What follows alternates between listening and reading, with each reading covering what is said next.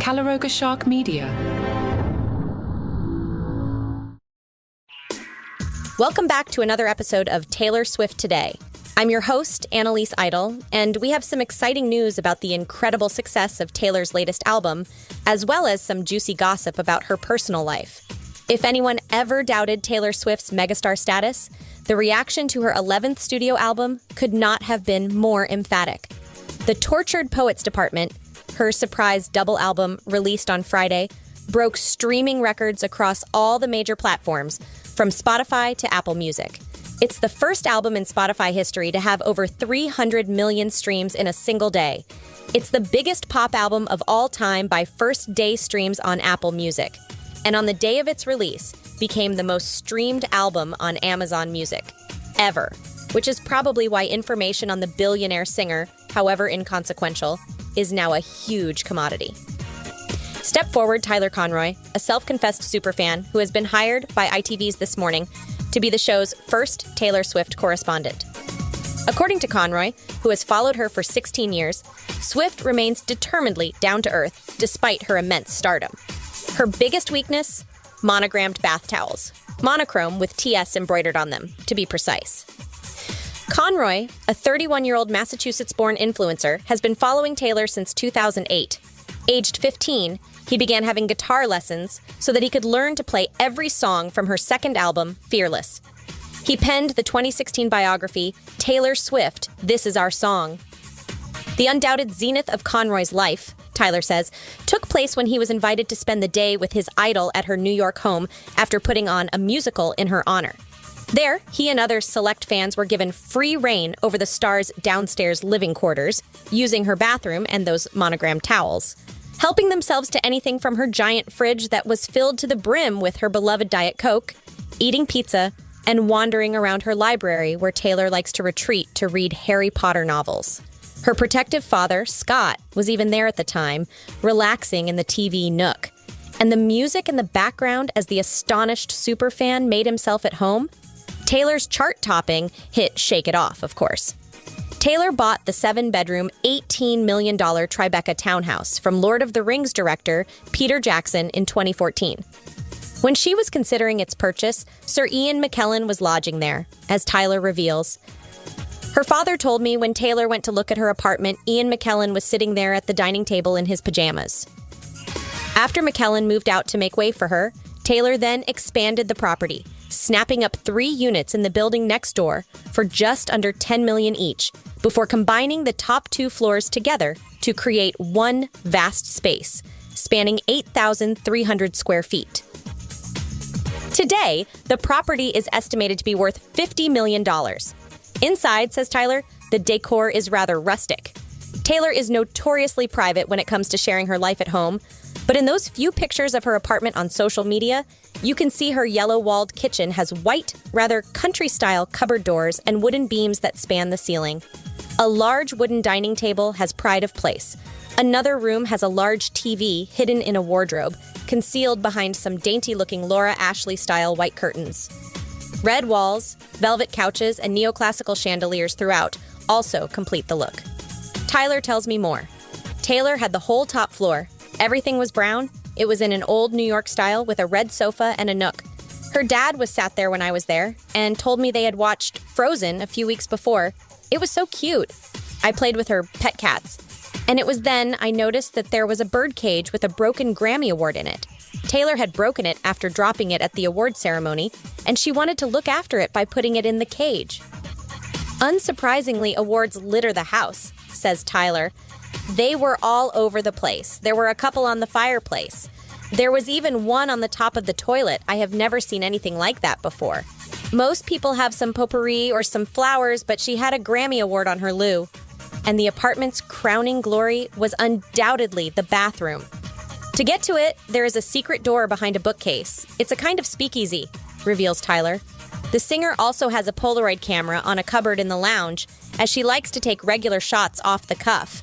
Indeed, her walls are covered with many Polaroid pictures of her family. It's fitting for someone who still tries to keep her feet on the ground, according to her friends. While she has been recently criticized for using private jets to visit her boyfriend, Those who work with her say she always mucks in. Indeed, her work ethic is said to be stupendous, for which her parents, Andrea and Scott, are credited. Taylor regularly insists that her fans come first, and she enjoys engaging with them. There are no airs and graces, unlike some, says a member of her team. That doesn't mean she shies away from confronting critics, however. Her new album has already made headlines for seemingly criticizing her foes in its lyrics.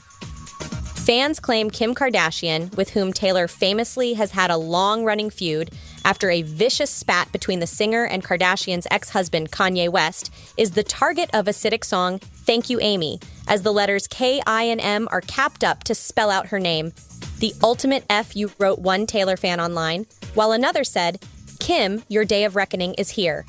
Others see Matt Healy, Taylor's ex and lead singer of band The 1975, as a target of her song The Smallest Man Who Ever Lived, with brutal lyrics that seem to refer to their short-lived relationship last summer.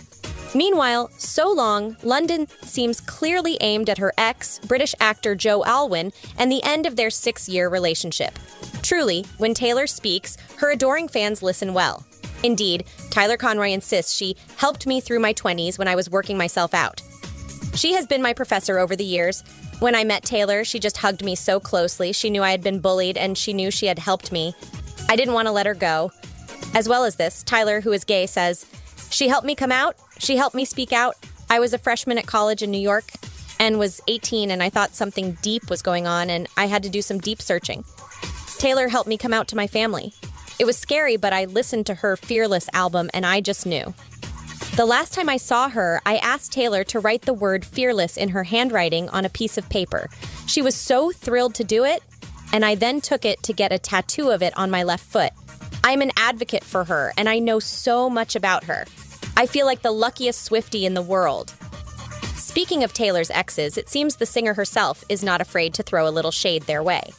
Taylor Swift approved of a joke made at her ex-boyfriend Joe Alwyn's expense while scrolling on Instagram after detailing the painful end of their 6-year relationship on the Tortured Poets department. On Friday morning, the pop star surprised fans by liking a shady meme that showed a photoshopped image of the British actor in a scene from the Hunger Games with his face projected into the sky with the label District BS, indicating he had died. Text above the picture read, "Every time we get a new lyric, the Hunger Games cannon goes off," which was a crack at how her songs eviscerate her former lovers. "I can't believe Taylor liked this. She is coming for Joe," one fan wrote under the post, which featured various other memes. Another commented, "Taylor liked this post, and I'm here for it." "Taylor liking actually has me so weak, ha ha ha ha," a third mused. Since the quip about Alwyn was the very meme in the slideshow, some speculated that she may not have seen the diss. The first slide, shared by the Instagram account Betches, read, "Decoding Taylor Swift Easter eggs feels like working 2 jobs, training for a marathon, dating a man who is emotionally unstable, and clocking in the overnight shift at the FBI all at once." After releasing her new album at midnight, Swift took to Instagram to announce her latest record was actually a surprise double album, after sparking a flurry of speculation by posting a countdown clock on social media. And many believe that she alluded to Alwyn cheating on her in the song "The Smallest Man Who Ever Lived," prompting her fans to unleash their fury at the actor. The 14-time Grammy winner was in a relationship with the Conversations with Friends star for 6 years before their shock split in early 2023. In the song, she belts out, "And you'll confess why you did it, and I'll say good riddance. 'Cause it wasn't sexy once it wasn't forbidden. You didn't measure up in any measure of a man. I would have died for your sins, but instead I just died inside. You deserve prison, but you won't get time. You will slide into inboxes and slip through the bars." She also jibes, "In plain sight you hid, but you are what you did. And I'll forget you, but I'll never forgive the smallest man who ever lived." In the fourth track, Swift admits to breaking down crying at the gym and how the end of hers and Joe's 6-year relationship left her feeling hollow. She sings, "Did you take all my old clothes just to leave me here naked and alone in a field in my same old town that somehow seems so hollow now?" Swift later accuses the past lover of abandoning her. "How dare you think it's romantic leaving me safe and stranded? Enraged fans queried the lyrics and added to the cheating speculation. X was flooded with responses, with users writing, "The smallest man who ever lived. So did he cheat on her? Did he abuse her? Both deserved." Who's the smallest man who ever lived for? Did Joe cheat? I'll never understand how the hell that pink-faced Victorian-looking man dared to cheat on the Taylor Swift, the smallest man who ever lived for real. Imagine cheating on the Taylor Swift. OMG, I'm furious. My husband is cheating, I want to kill him. She's so real for this, I love you, Taylor. Imagine cheating on a beautiful woman like Taylor. More in a moment.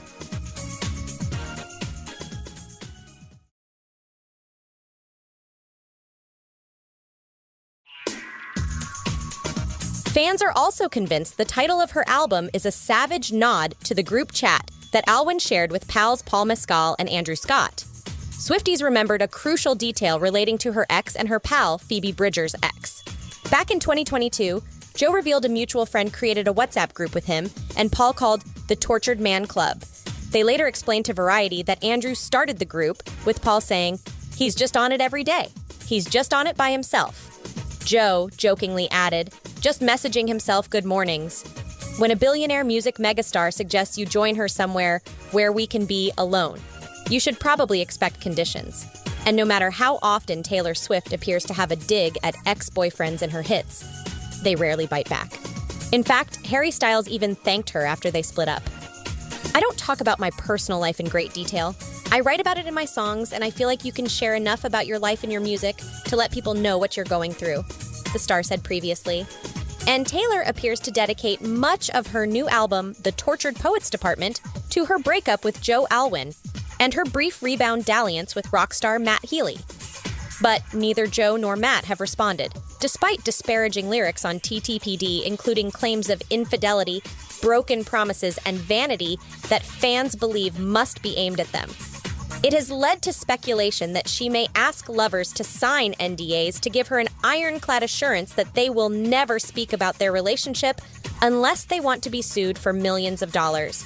There may even be binding clauses to delete pictures and control their posts on social media, one leading British lawyer told Mail Online today. Emma Gill, a leading British lawyer who represents high-value footballers and celebrities for Vardags, one of the UK's top divorce firms, said, "Taylor Swift has settled a number of scores in song, yet cleverly ensured her ex-lovers rarely become liabilities. The silence of her A-list exes doesn't end with Joe and Matt. Harry Styles and Taylor were said to have split after an almighty argument on Holiday and claims he kissed someone else. But the British singer and One Direction star has only been complimentary about Swift. One of her earliest boyfriends, Jake Gyllenhaal, said he does not resent Taylor Swift for expressing herself in her music when he was apparently subject to some of her cutting lyrics. And when asked about his relationship with Taylor, British actor Tom Hiddleston told a journalist, "I would rather not talk about this if that's all right." Only John Mayer has spoken of being humiliated by Taylor in her song Dear John. Superstar DJ and producer Calvin Harris also hit out at her in a series of tweets, but he then hastily deleted them and has not mentioned it since. Emma Gill told Mail Online today that the silence from Taylor Swift's ex-boyfriends suggests she may have got them to sign non-disclosure agreements. She said, "By definition, we'll never really know what conditions are imposed by non-disclosure agreements, but you can find templates for relationship NDAs online. And the law is there to protect your reputation and prevent confidential information about you being used for someone else's personal gain. NDAs have a toxic vibe, but an honest conversation among mature adults is always sensible, and using a lawyer to capture that can give both sides comfort as their relationship progresses." These days, when so much is shared in public, shrewd millennials are also keen to set boundaries and expectations for social media, not to mention more intimate material. And a prenup will now often specify how photos or videos have to be deleted or returned along with the keys to the house or car. She added, "Kris Jenner apparently has 100 pages of do's and don'ts for anyone dating her family, and breaching the conditions imposed by another star can cost you $1 million. That's all for this episode of Taylor Swift Today. Be sure to follow us for more updates on Taylor's music and personal life. Until next time, I'm Annalise Idol. My thanks to Mark Francis and John McDermott. This has been a production of Calaroga Shark Media, with some portions created with the assistance of AI.